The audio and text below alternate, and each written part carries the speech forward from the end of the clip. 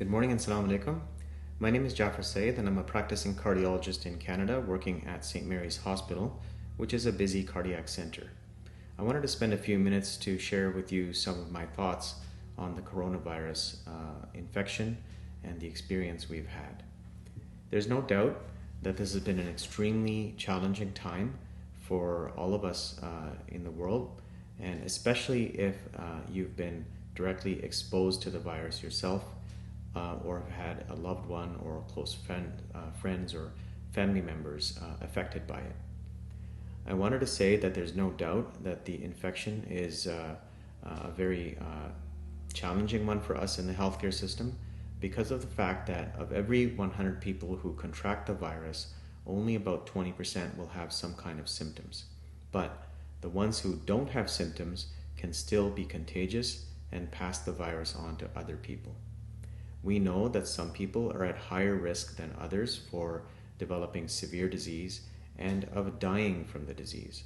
So of those 100 people that get infected, maybe 20% of them will have some symptoms, and of them, only about 10% will get so sick that they have to go to the ICU.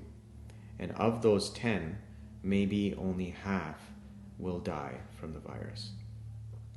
That, of course, is the most dreaded outcome, one that we inshallah hope will not happen to us, but it's important to take the virus very seriously for those reasons. So I know it can be very, very disheartening and demoralizing to go through these kinds of circumstances, to see this kind of thing happening in your community and not know when the end might be for this. We're all struggling with this. But I would just say that, it's important to always maintain hope and have tawakkul in Allah subhanahu wa ta'ala and the Masumeen to guide us and to help us with intercession to have the best chances of recovery. Of course, along with dua, we have to make sensible choices.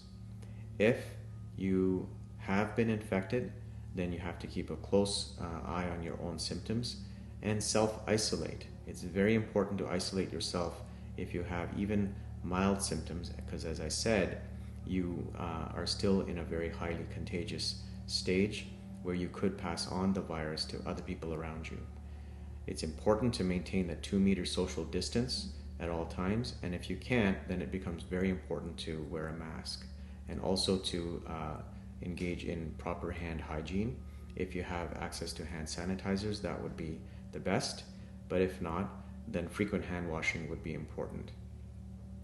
Again, it's very important to realize that if you get infected, it's not a death sentence.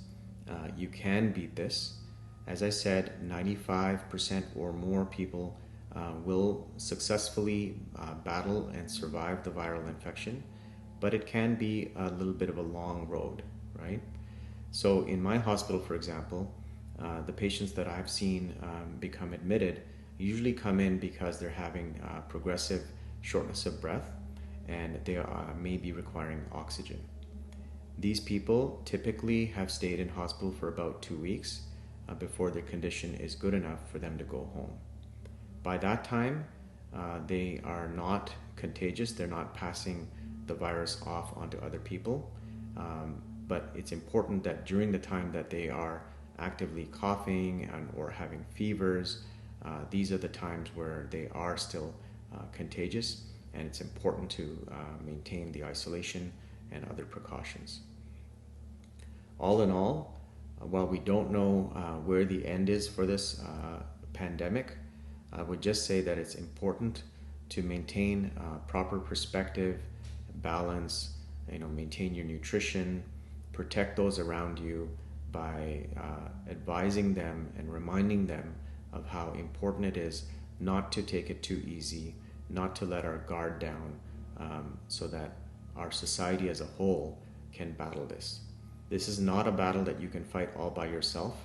All of society, all of the community needs to be on board. Everybody needs to realize that it's critically important to listen to the science and do everything that you can do to maximize your chance of beating it. So with that, I will take your leave. I hope that some of these messages resonate with you. Wassalamu alaikum wa rahmatullah.